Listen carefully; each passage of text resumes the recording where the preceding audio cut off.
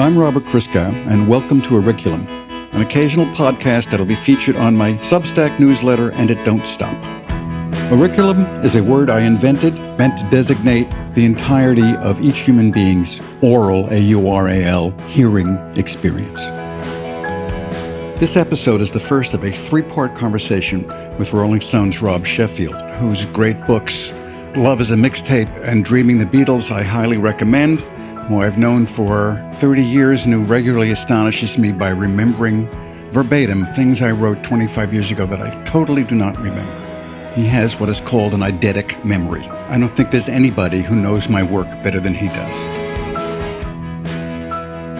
When we got started talking, we didn't shut up for nearly 2 hours. We've broken our confab into 3 episodes. In part 1, this one, we'll discuss the early days of rock criticism, the role of the Village Voice in covering the birth of punk and hip-hop, and the way taste leads to knowledge. This episode will be available exclusively here on Substack, free to anyone who's interested. Parts 2 and 3 will be available to paying subscribers of And It Don't Stop. Future editions of Auriculum will be, as I said, occasional. I'll tweet them and try to announce them on robertchrisgau.com, my website, or subscribe to my Substack, which you can do for free. If you're already a subscriber, free or paid, I thank you. And It Don't Stop on Substack lets me write about whatever I want as often as I want. I've been immensely gratified by how many people are interested in reading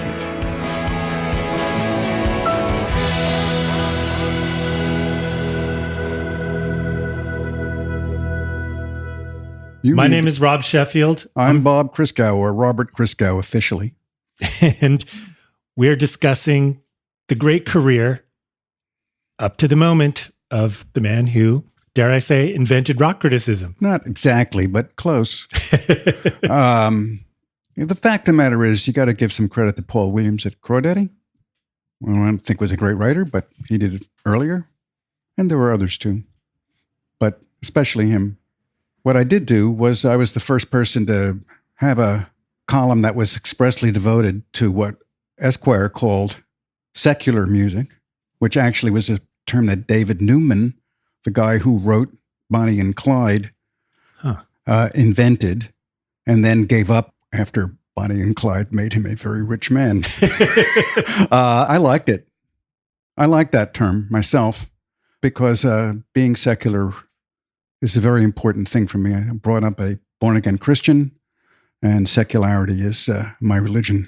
So I like the term. And of course, that didn't last long because the guy who edited Esquire, a guy named Harold Hayes, hated rock and roll.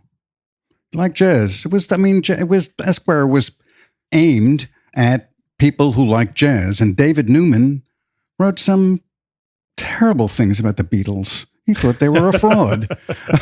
He was a very smart guy. He wrote Bonnie and Clyde. He wrote Superman 3. But about music, not so much.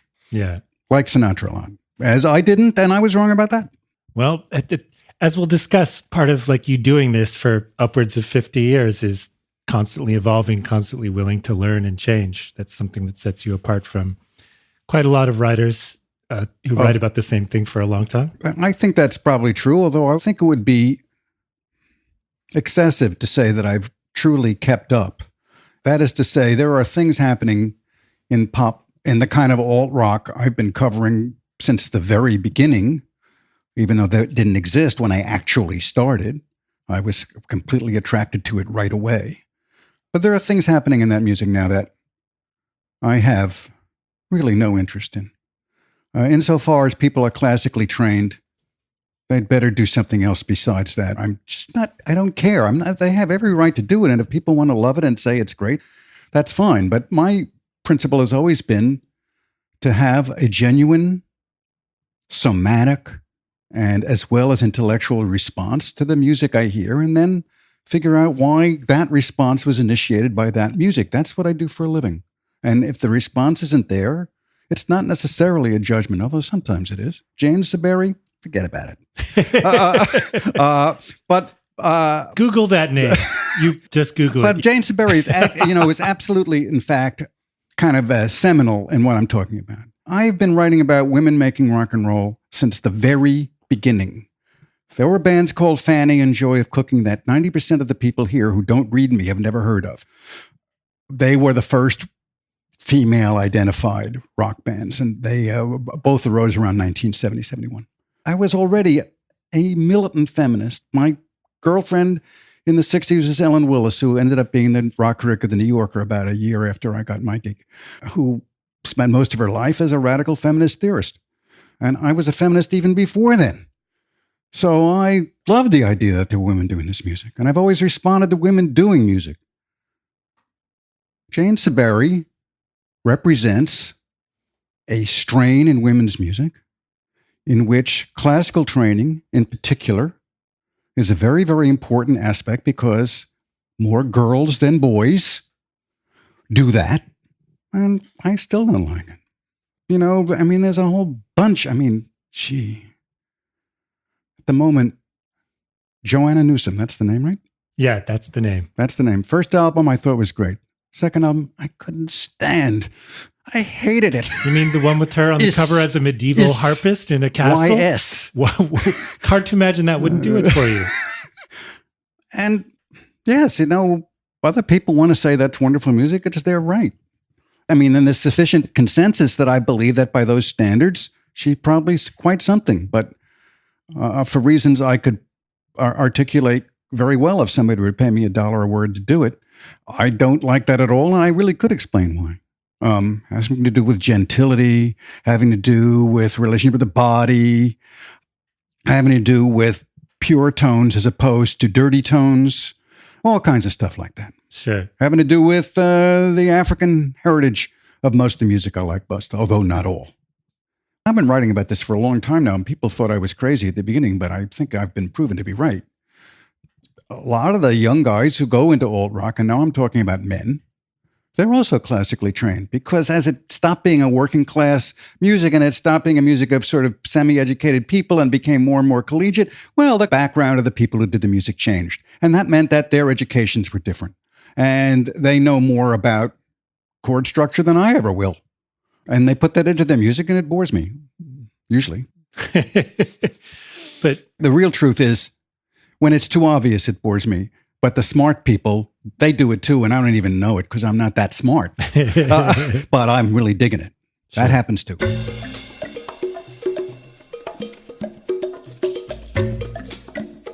When you started doing this in the 60s, there wasn't a lot of serious critical attention to this kind of music, especially since you favored the R&B backbeat and the pop thrill in a way that didn't attract a lot of serious critical attention at the time. Yeah, but by 68, there were two, what would we call them, weekend hippie magazines. Cheetah, which I worked for, as did Ellen. She was the managing editor there. And then I, which was published by Hearst. And yeah, everybody was doing it by then. So no, I don't think you're right. And Rolling Stone starts, by the end of 67, Rolling Stone is in effect. And Wenner, he's not a great critic, but he was doing it pretty early. And he clearly had a head for business. He was publishing a lot of fairly interesting writers, many of them from Boston. The Boston college scene, it seems to me, generated a lot of pretty early rock criticism. Jim Miller, Jimmy Isaacs, great Russell Gersten, who was one of the first people who specialized R&B.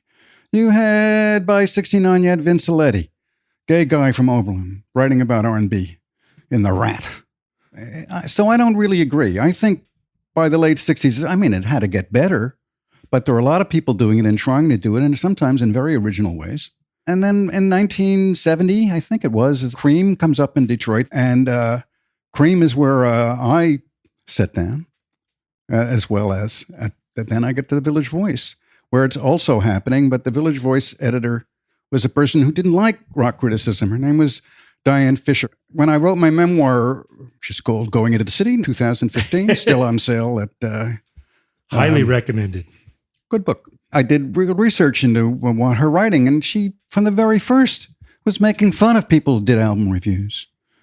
And so even though the Village Voice was potentially the best place to publish this criticism anywhere, she kind of didn't like the people who did it best. And in 1974, when I took over as the music editor there, and I had this vision that both Rolling Stone and Cream, plus a lot of really crazy people like Richard Meltzer and Tom Smucker, two people I knew very well, very, very different from each other, could write great stuff. And as far as I'm concerned, insofar as I invented rock criticism, it seems to me that what happened at The Voice didn't invent it, but established a rhetorical standard and also an intellectual standard, which was about a certain kind of openness.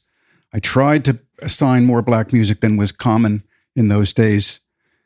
And then kind of in my face, it's September 74, when I start. By 75, punk is happening in New York. Something I should say, too, is that I was very influenced by pop art. And I was really interested in the notion that pop culture, was of real importance, and that having an audience wasn't a bad thing, it was a good thing. And then, so here it is at 75, and these scruffy bohemians with strange ideas about hair are making music that has no apparent commercial potential at all.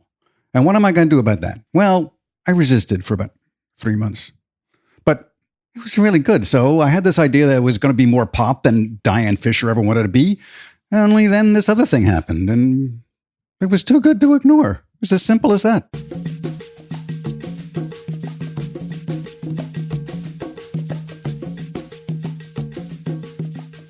If you don't mind my taking it to 60s pop just a bit, just that you were writing about what was on AM radio in a way that was, I do not think customary for music criticism. That is correct. I always time. liked AM radio. I had a column at The Voice, I should say that too, from 69 till I went to Newsday in 72, that Fisher had sort of signed off on and then never touched.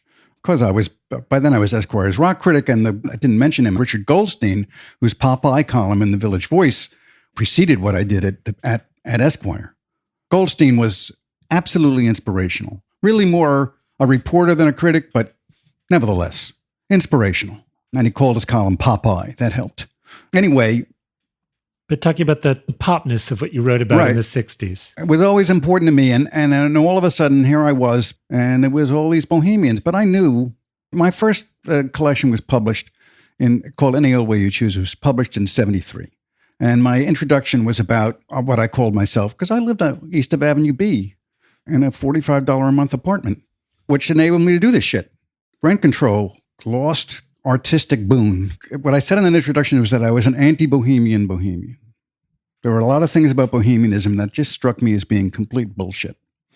But nonetheless, I was living more or less as a bohemian myself.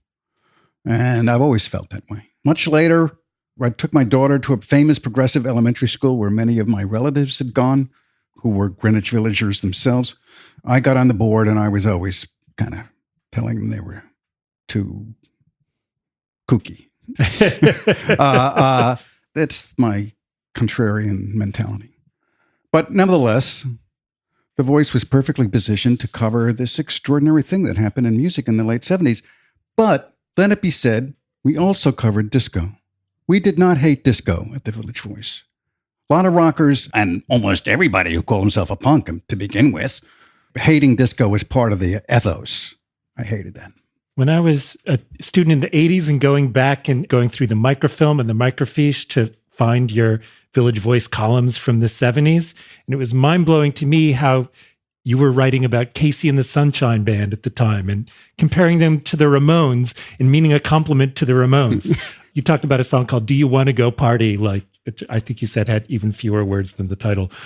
But that you were writing about this music from the perspective of a passionate fan. Also the stuff that you passionately hated. Passionately hating ABBA, for instance. Like, I was wrong about that. Well, although they're not as great as they're supposed to be. What I loved as somebody who loved ABBA was that you wrote about them from a passionate fan perspective. You weren't finding a sort of detached appreciation for them. You were just, I hate them. This is the enemy. I hate this group, which is a very pop perspective. Hating what you hate, loving what you love. Yes. But reading Any Old Way You Choose It from the 60s, it seems like from the beginning, you were writing about stuff like the Dave Clark 5. You were writing about sort of progressive, psychedelic, more credible music from certain perspectives, yet you were also writing about what was on AM radio, Three Dog Night, Tom Jones. It's quite a bracing mix to even now going back and reading that. Good.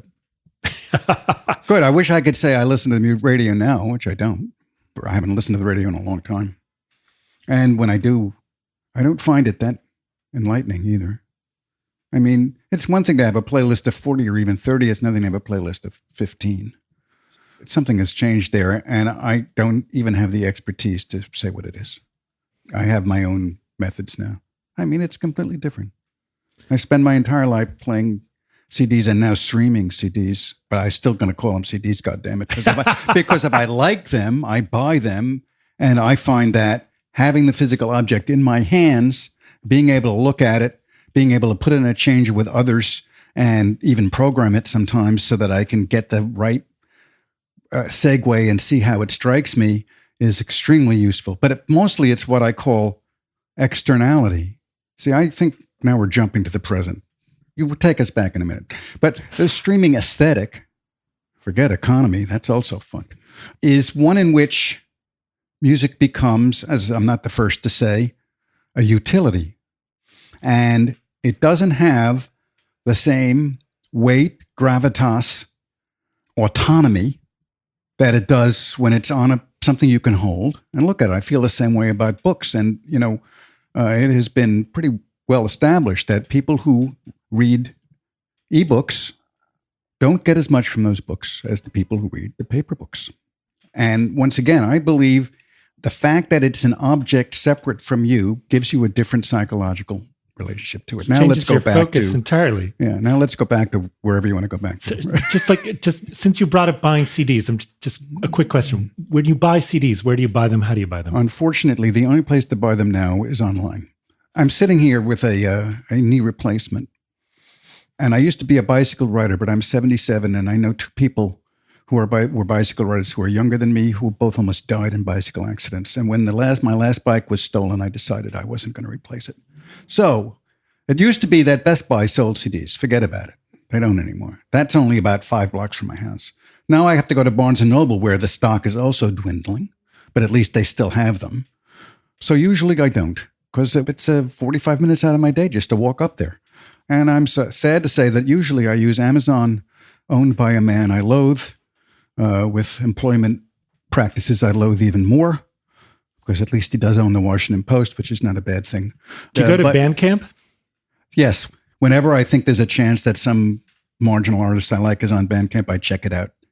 But I finally signed up for Prime because I realized to have the thing in a day or two made a real difference in how well I could work instead of having to work for 4 or 5 days. So Bezos had me by the balls.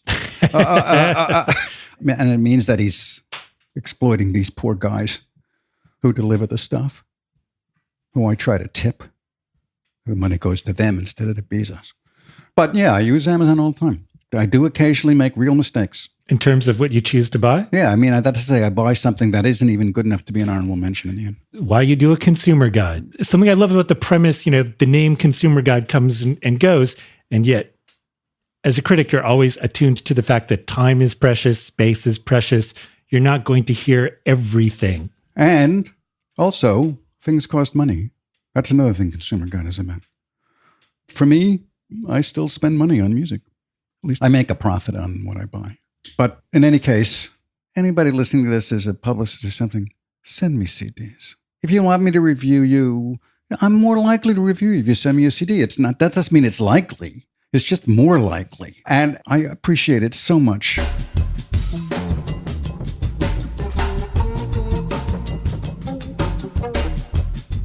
But when you start doing Consumer Guide in the 60s and you're giving the records letter grades, that must have been some sort of self-conscious provocative. Oh, definitely. The whole notion of quantifying things, which was really disreputable in 1969 when I started the Consumer Guide. I'm a great believer in quantification. I'm a believer in electoral democracy. I believe numbers mean something. And I think the resistance to thinking in mathematical terms, well, quite clearly it's misguided since the world is now ruled by mathematicians and not necessarily to our benefit either. So, yeah, I'm not opposed to abstraction. I think it's part of the way human minds work. And grading is a kind of abstraction. When I was a teacher, I knew exactly how I was grading. And I wasn't a difficult grader, but I did grade people differently. you covered so much different kinds of stuff. When you came in and we were listening to the LP by Insect Trust, which pretty much anybody who's heard of the Insect Trust band or their album Hoboken Saturday Night heard of it via you. A lot of records fall into that category. Yeah, well, I don't think it was quite that absolute, but yeah, I definitely was a great promoter of that particular record, which is one of the first genuinely interesting, consciously artistic, and even, well, no, to say bohemian is wrong, because by then the hippies ruled the world, but it was a very, very conceptually ambitious record. It combined a lot of different things. It has a song by a guy named Moondog, who in the 60s liked to walk around the CBS building wearing strange leather clothing and playing his strange music, which some now avant-garde people think is great music. There's a Moondog song on that record. And also, I should say, one of its principals was Robert Palmer, who was already writing some rock journalism, and he became an important rock journalist, and a very fine one, mostly for the New York Times. Yeah, saxophone player as well, and he's part of that record. And the female singer is Nancy Jeffries, who ended up in A&R for Elektra. But it's a very varied record. It's kind of a kooky record. It features two of their children singing a song, pronouncing the word spaghetti as Boschetti, something I love children. I found extremely charming. Definitely helped win me over to that record. But you're covering this stuff in the 70s, and like you said, you're building something at The Voice, a rhetorical standard, as you put it, but also sort of building a community of writers, certainly, but a broader community of readers who are used to seeing the Village Voice style of criticism every week and listening and thinking that way. Readers across the country, across the world. Yeah. I mean, it was exactly the right time. Punk was just coming up. And before I was gone, hip-hop had started too. Both New York-based phenomena. And I was prepared to be interested in both because I always paid attention to black music, as so many rock critics didn't. Plus, we're in New York. There's a lot of smart people here. Smart people come here, or they did then. I don't know if that's still true. Not my kind of smart anymore, so much. Too many math guys, Sure. Programmers. Different kind of thing. But it paid decently. The money got better. There's no point in going into the details, but for various peculiar reasons it did. And I was a good editor. I really cared about editing, and I really believed in people having their own voices and helping them have their own voices. There was no style. People thought there was a voice style, but there wasn't. People who tried to write in the voice style, I often told them to stop. Editing those writers from 74 to 84 was one of the most emotionally satisfying things I've ever done in my life. I mean, a lot of those people became my friends. A lot of them are still on my friends. Because done right, editing is like, it's a really intimate relationship.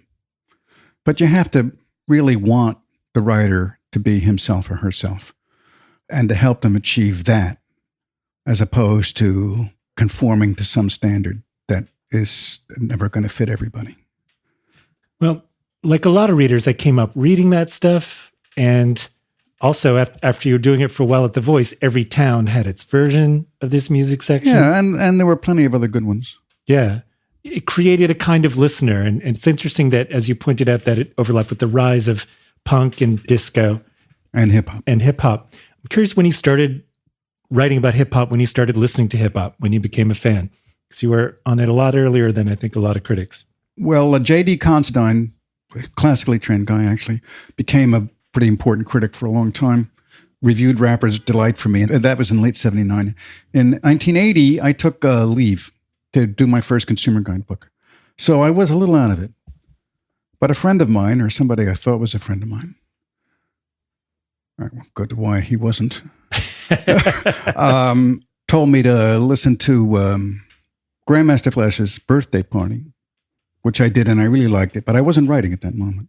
And then I came back to The Voice in November or so of 80, and one night I had a record Sugar Hill was mailing us records. See, that was a very lucky thing. Why did they mail us records? But they did, to the Village Voice. Why? I don't know. White guys in Greenwich Village. What? So, and I played Funky 4+1's That's the Joint.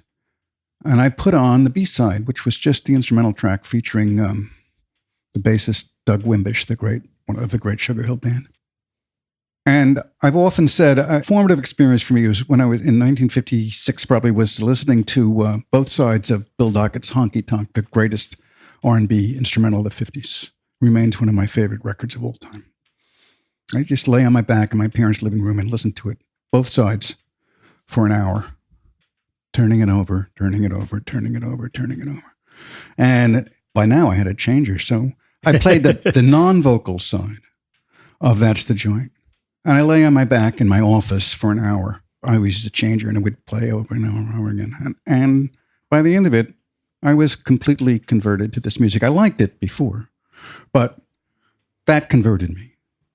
And pretty soon I was up at the Downstairs Records buying hip-hop singles. Guys would look at me. I was a white guy pushing 40, and they, what are you doing that for? But I wasn't the only one. A critic named John Morthland was actually earlier on it than I was, and was one of the people who told me where to go. So to me, it was just so obvious. Once it happened, the potential was obviously infinite. I didn't know how infinite. I'll say that. I couldn't possibly have predicted everything that happened. But clearly this was just a template, right?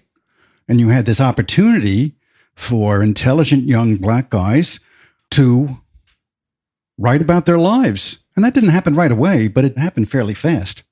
And I was really good friends with a guy named Marshall Berman, one of the smartest people I ever met. Wrote a book called All That Is Solid Melts into Air that I tell everybody I know to read. Humanist, socialist. And we were just becoming friendly then. And I would bring my 12 inches up to him and we'd play them together. He heard it right away. Oh, yeah, right. Of course. It wasn't that hard to figure out. The template was just too open and inspired. Took a little while for rock fans to catch on, I'll say that. Some of them still haven't caught on. Not for lack of trying on your part. And a lot of other people.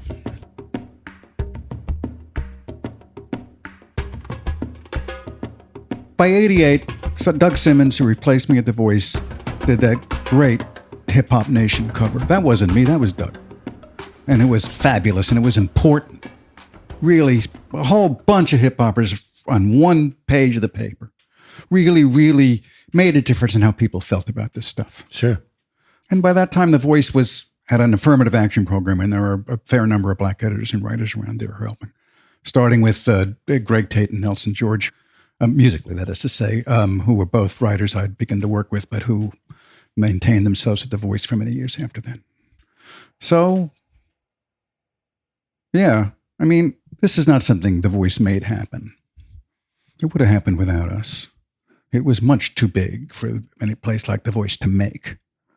But I'm proud that The Voice was on it early and that we followed it closely and intelligently sooner than most people did. Was getting into hip hop in the late 70s, early 80s, was that in any way like your experience of being a teenage jazz fan in the 50s? No. No. Next question. Was it? Oh, yeah. Yeah. But like you mentioned punk exploding in New York circa 1975 when you just really started editing at The Voice. You were into that early. Yes. But becoming a jazz fan was actually, I became a jazz fan at Dartmouth College, 270 miles from here, and then came down and heard the music. But I heard it was from records from my hipster friends up there. That really made the difference to me, as it happened. Obviously, I wasn't the only musically hip person in the world. And thank God for that, because I needed all the other ones. But it just seems like the way that you write about that experience, that you as a once and future jazz fan, that it's something that has certainly shaped your taste as a listener. Yeah, but the fact of the matter is that now, for me, hip-hop is one avenue of possibility. And the fact of the matter is that in the era of SoundCloud hip-hop, I don't like that shit. I think most of it's terrible. I've gotten really sick of the word bitch, as I've written many times. I'm just fucking sick of it. I mean, that doesn't mean there aren't good songs that come out today that still use it. Yes, it's a part of the culture. But if it's Mensa Mensa, then I say, hell with it. And I'm not too crazy about fetishization of and mythicization of certain kinds of drug dealing and of killing people. These are not things that I like. And I think it's become my impression, and I don't listen enough to claim real expertise because I don't get that far. I just don't have that stomach for it. But most SoundCloud hip-hop is like that. And then there's other things happening in hip-hop. I couldn't understand what people liked about Earl Sweatshirt. What is the big deal? Then I realized he's as depressive as all the rock guys I can't stand. There are depressive artists who I actually respond to. I'm a big Leonard Cohen fan. But for the most part, depressiveness is boring. It's too slow. Doesn't have a lot of inflection in it. That's Earl Sweatshirt as far as I'm concerned. With, I guess, the writing that you've done about books, with both of the anthologies. I have these 2 books out, people. Let's get there.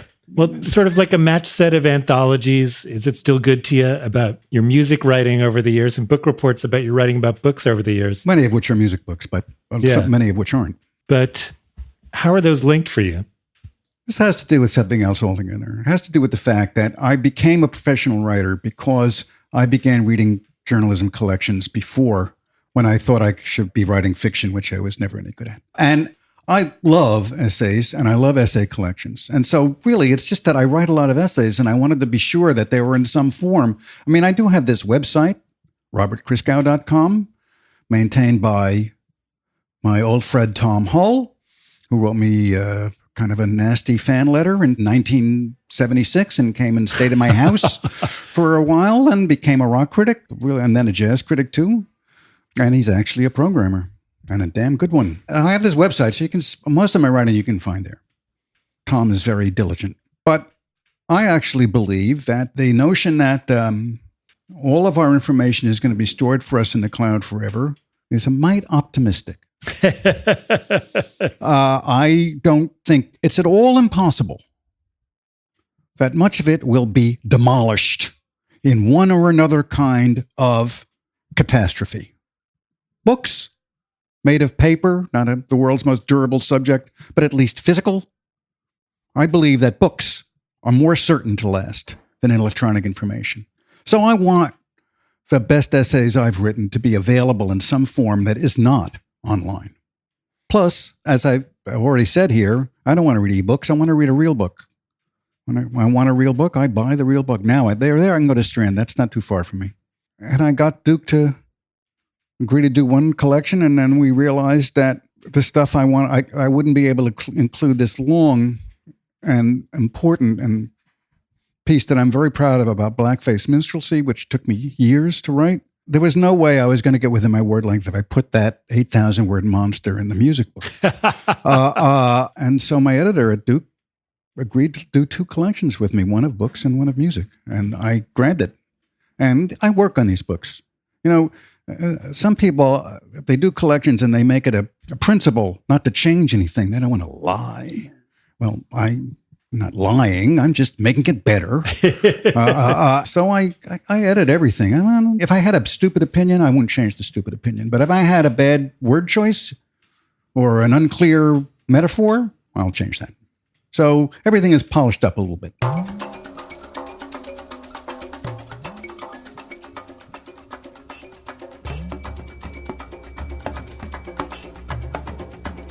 Well, but something that I guess is one of the joys of reading you consistently over the years and over the decades is how your taste evolves and changes.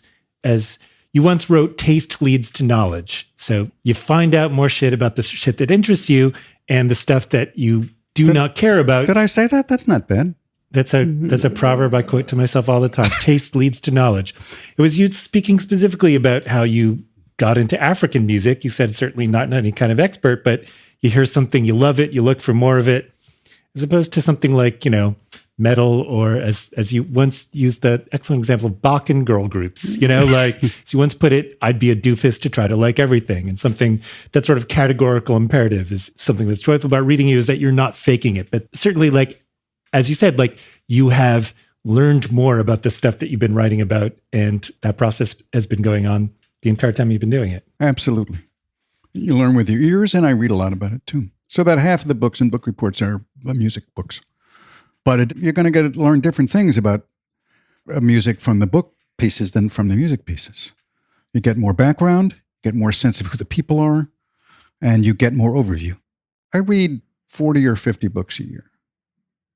And to me, it really doesn't seem like very much. For one thing, I've been close to both Ellen Willis and Marshall Berman, who I'm sure read twice that many read books. And as, in fact, as my wife, Carola DeBell, although a lot of them are mysteries. When I tell people that, they say, really? 40 or 50? That many? So I guess, it's something, certainly it's true that I never go anywhere without a book. I mean, a lot of my reading is done on the bus, going up to see my daughter and all that sort of thing. And I always read it in bed at night. I mean, I've loved to read since I learned to read. It took me about a week and a half to want to read things, everything. Sure. And now in my Substack newsletter, and they don't stop, but part of the free content is, provisionally anyway, for the nonce, is going to be a monthly book report of one sort or another, sometimes fairly brief, other times not so much. I'd like to keep them brief because I don't want to kill myself doing this stuff. But there's a lot of books that I read that I'd love to let people know about that I don't have any way to do, and now I'm going to do that. And sometimes it's going to be books that aren't new. Stay tuned for Robert Christgau and Willa Cather's My Antonia, a fabulous book. Have you ever read My Antonia? Yes. It's magnificent. I love it. Yes.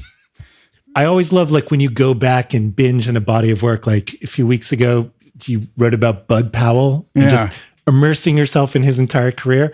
Projects like that are a kind of criticism that it's good that people are still doing. Well, thank you. Yeah, I mean, I've got enough of a name and also enough autonomy, which is just to say, well, if you don't like it, go fuck yourself. I'm too old for this now. That I can do that sort of thing. I don't think it would be so simple for somebody who didn't already have Social Security and wasn't obliged to take out some stuff from his 401ks as well. I mean, some of my income is retirement income, only I'm not retired. But it means that I don't need to make as much money in writing as I used to, and I can do some time inefficient things, which is fun, though. And I'm so fortunate to have my wife, who loves Bud Powell. Yeah. One of her many virtues. Many, many virtues.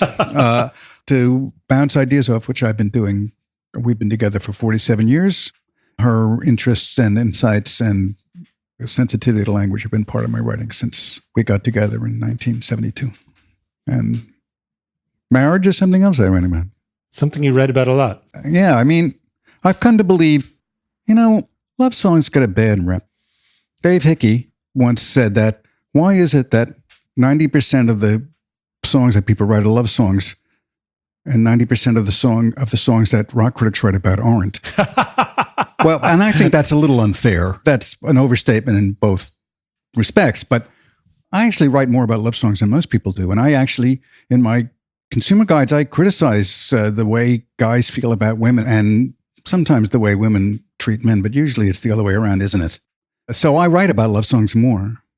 I criticize people for their jejune attitudes towards sexual relations. You've been doing that since the 60s, before it was something that music critics even pretended to give lip service to. Yes, well, and that's because in some sense, I guess I understood what Hickey was saying or felt it. I never thought about it in that kind of a schematic way till he wrote it down. There are more women now writing about pop music, finally, but even they don't do it very much. You mean write about love songs? Yeah, it's icky stuff, or I don't understand it. They either going to write about the chord structures and interesting sonics, or they're going to talk about the mental infirmities of the various people that they're writing about. But it makes one vulnerable to write about that stuff, and that vulnerability that you've been willing to risk. You think? Yeah, it's scary to write about love songs from the perspective of someone who cares about the notion that people ought to treat the people they love in a respectful and affectionate and insightful way. There's something scary about that. It's scary to say you care about it because it makes you seem corny. It's not scary in itself. It's scary to care about it, and it's scary to write about caring about it. Those are both different types of terror that it's easy to shy away from. It's interesting going back and reading your stuff through the years, but like from the very beginning, this was something that was very much part of your critical project. Absolutely. And, to be honest with you, I don't think I ever thought about it. To me, it just seemed organic. I have this thought that I'll write a book about love songs someday, in which I wrote about. In fact, if And It Don't Stop hadn't taken off, I'd probably be starting to work on it in a few months, but this is going to take some of my time. World enough in time. And let's hope so. This has been episode 1 of Auriculum. This is Robert Christgau. I'd like to thank my producers, Joe Levy and Sandy Smollins.